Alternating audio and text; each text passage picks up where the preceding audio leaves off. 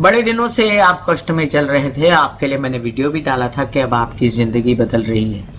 और क्योंकि यहाँ पर जो शनि महाराज का जो प्रकोप था वो भी कम होता जा रहा है। 23 अप्रैल को शनि भी मंगल से मुक्ति पाएंगे और शनि भी सक्षम हो जाएंगे अपना अच्छा असर देने के लिए।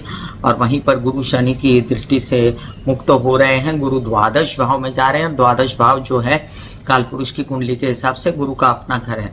अध्यात्म में वृद्धि, सिद्धियों में वृद्धि, जानकारियों में वृद्धि, खर्चों में मंगल कार्य होने जा रहा है आपके। और कोई खर्चे अनाप शनाप मत बढ़ाइएगा, तो इस सब खर्चे मंगल कार्यों के लिए या अध्यात्म के लिए होंगे। आपके प्रेम संबंध जो हैं उनमें सावधानियां बरतिएगा। कोई किसी प्रकार की कोई आपको तकलीफ है डायबिटीज़ या मोटापे से रिलेटेड, तो उसका ध्यान रखिएगा, क्योंकि गुरु जो है वो शुक्र के साथ मिल के वेट गेन कर लेते हैं।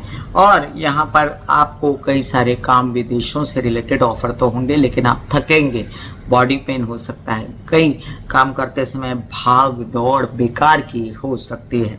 अब आप ये समझ लीजिए कि गुरु जो हैं अपने घर से तृतीय जा रहे हैं, तो कामकाज में उत्साह पराक्रम दिखा के ही गुजारा होगा। और वैसे बता दूं तो विवाहित जीवन में आपकी कलह क्लेश न हो, इसका भी आपको ध्यान रखना है।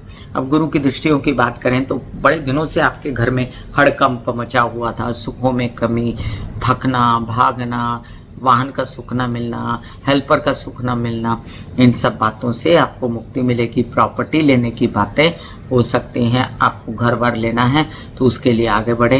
रोग, ऋण और शत्रु चाहे जितनी भी द्वादश भाव वाले दिखाते हों द्वादश भाव के हिसाब से, लेकिन फिर भी आंशिक रूप से ये खत्म ही होंगे, क्योंकि सप्तम दृष्टि गुरु की षष्ठ भाव पर पड़ रही है। और आपके कई सारे काम आपके मामा पक्ष ननिहाल पक्ष से मिलकर भी हो सकते हैं। कई सारे काम आप बनाना चाहते थे अपने जो लोन्स वगैरह से रिलेटेड, तो वो मेरे ख्याल से आपको कम लेना चाहिए, ज़्यादा नहीं लेना चाहिए।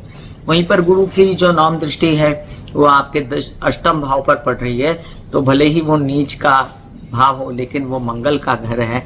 और यहाँ पर गुरु जो है आपका भला करेंगे, तबीयत पहले से बेहतर करेंगे। अभी बहुत विरोधाभास है कि द्वादश में बैठ के तबीयत कैसे अच्छी करेंगे, तो ये मैं बता दूं कि 3 घर बनते हैं जहाँ पर तबीयत बिगड़ती है, एक षष्ठ, एक अष्टम और एक द्वादश। ऐसे में कभी कभी लोग लाभिश को भी तबीयत बिगड़ने का कारण मानते हैं। और ये मार्केश के भाव भी होते हैं, जैसे अष्टम भाव हुआ, सप्तम भाव हुआ। लेकिन आप एक बात समझ लीजिए कि यहाँ पर गुरु की दृष्टियाँ हमेशा शुभ ही करती हैं। और जो वृश्चिक राशि वो षष्ठ भाव में है, तो गुरु यहाँ पर आपका कुछ भी बिगाड़ने के लिए नहीं आए हैं, बनाने के लिए आए हैं। आपके व्यवसाय में वृद्धि हो सकती है, नौकरी पा सकते हैं आप, और निरंतर अपने विवाहित जीवन या व्यावसायिक जीवन के पार्टनर के साथ मिलके काम कर सकते हैं। God bless you. आपके लिए गुरु के उपाय वर्जित हैं, और गुरु के उपाय न करते हुए आप सिंपल से हरे कृष्णा के जाप या लक्ष्मी नारायण नमः के जाप या ओम महालक्ष्मी नमः के जाप करें। यहाँ पर ऐसा मत सोचिए कि आपके साथ सब बुरा ही होने जा रहा है पूरे साल, ऐसा नहीं होगा। क्योंकि जो मैंने पहले डेटें बताई हैं उनके अनुसार जब जब गुरु अस्त होंगे, जब जब गुरु वक्री होंगे, तो आपको इससे फायदा होगा और इससे नुकसान नहीं होगा। क्योंकि कोई भी अच्छा शुभ ग्रह भी जब बुरा असर देता है तो वो वक्री और अस्त होने पर अपना बुरा असर कम दे पाता है, और ऐसे में उसका फायदा आपको होने जा रहा है। तो चलिए अब हम जानते हैं कि आप लोगों को गुरु के क्या उपाय करने चाहिए। अब गुरु के बड़े ही सिंपल से कुछ उपाय हैं जो चलते फिरते बिना पैसे के कर सकते हैं। अब हमेशा ऐसे ही उपाय बताती हूँ जो बिना पैसे के किए जाए। देखिए, मैंने पिछले अपने वीडियो में गुरु के नक्षत्र बदलने पर कहा था, और मैं फिर दोहराती हूँ, आप कृपया वो वीडियो भी देखें कि आप अपने घर के ईशान कोने में मंदिर की स्थापना करें।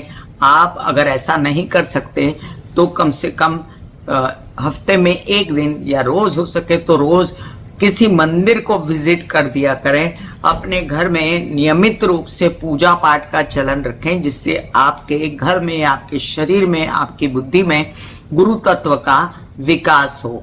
इसके साथ आपके अपने कोई गुरु होंगे तो आप अपने गुरु की पूर्ण जो है इज्जत और आदर करें, मान सम्मान करें हर स्थिति में, जिससे गुरु तत्व आपके साथ हमेशा रहे। आपकी प्रथम गुरु होती है आपकी माँ, आपके पिता, तो उनके पैर छुएं, उनका आदर सम्मान करें, उनको कोई कमी ना होने दें। तो ये भी गुरु का बहुत बड़ा उपाय है। अब गुरु के लिए हल्दी का सेवन बहुत ही ज्यादा इंपॉर्टेंट माना गया है। लोग हल्दी की गांठ बांध बांध के शादी के लिए अपने पर्स में और अपने हाथों पर लगाते हैं। मैं यहाँ पर हल्दी खाने के लिए बोल रही हूँ। कच्ची हल्दी अगर आपके शहर में मिलती है तो अच्छी बात है, नहीं तो सूखी हुई हल्दी, आप उससे एंटीबायोटिक की तरह भी काम होता है उसका। और थोड़ा आप दूध में मिलाकर, तो दूध क्या है, चंद्रमा है, हल्दी क्या है, गुरु है, गुरु चांदनी योग बन जाता है। और ये छोटी छोटी बातें हैं जो हम नजरअंदाज कर जाते हैं। और गुरु चांदनी योग बना के, अगर आप वीगन नहीं है, अगर आप दूध पी सकते हैं तो अवश्य हल्दी और दूध का सेवन करें। इससे आपका गला भी ठीक रहेगा। और गुरु का आधिपत्य कहाँ कहाँ होता है, मैं कई बार अपने वीडियोस में आपको बता चुकी हूँ। आपके गले पे होता है, आपके पेट पे होता है, आपके हिप्स में होता है, आपके नीचे के पैर में होता है, आपके ज्ञान में होता है, आपके हर प्रकार से आपके संतान पक्ष पर गुरु का आधिपत्य होता है, आपके व्यवसाय पर गुरु प्रभाव रखते हैं। इसके साथ गुरु आपके जो है नौकरी पेशा है और उन्नति है या अध्यात्म में रुचि है, उस पर अपना प्रभाव रखते हैं।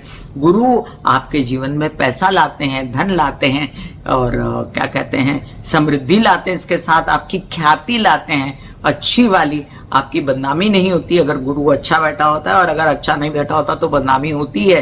तो ये सब बातें जो हैं गुरु के कंट्रोल में हैं। तो अगर आप कुछ ऐसा काम करते हैं जैसे हल्दी और दूध का सेवन या सिर्फ हल्दी और पानी का सेवन, तो भी वो हल्दी, कच्ची हल्दी की भी सब्जी बना के या अपने घर में सब्जी में डाल के आप खा सकते हैं।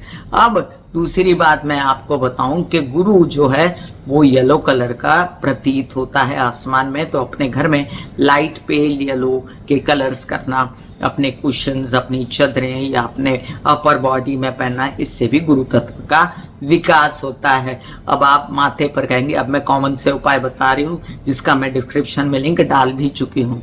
हल्दी, चंदन और केसर और गंगा जल का तिलक। अब बहुत लोग बोलते हैं हल्दी केसर का तिलक लगा दो, लेकिन गंगा जल डालने से उसमें जो है गुरु चांदनी योग फिर हो जाता है। गंगा जल क्या है, चंद्रमा, गुरु क्या है, आपस में मित्र है चंद्र के साथ। इसी तरह जो गुरु महाराज हैं वो हल्दी की गांठ को पीले वस्त्र में, पीले धागों से बांध के अपने पॉकेट में रहने से भी, अब वो सबको नहीं करना है। जो शादी के लिए वर वधू ढूंढ रहे हैं या जिनको रास आते हैं गुरु, जिनके कारक हैं, तो उनके लिए ये उत्तम उपाय है।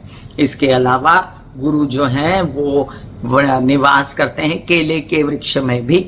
तो केले का वृक्ष अगर आपके घर में इतनी जगह है तो लगाइए, नहीं तो कहीं मंदिर के प्रांगण में कहीं भी है तो उसको जाकर गुरुवार के दिन जल अवश्य चढ़ाएं। ये वर वधू के लिए बहुत ज्यादा अच्छा सिद्ध होता है।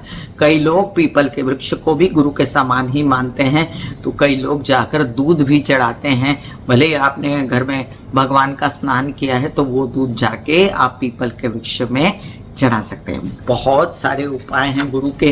पीले चने की दाल जो है वो भिगो के आप शिव जी पर चढ़ा सकते हैं।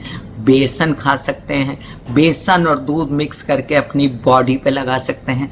तो मेरे लिए अभी फिलहाल काफ़ी हो गए आपके लिए उपाय। और जो कॉमन से उपाय हैं जिसका कोई पैसा नहीं लगता, ये गुरु है। विष्णवे नमः का जाप करना या हरे कृष्णा का जाप करना या लक्ष्मी नारायणाय नमः का जाप करना भी गुरु की ही कृपा मानी जाती है। या किसी गुरु के संग में रहना और साथ में उनके मंत्र जाप करना भी आप पर गुरु कृपा ही होती है।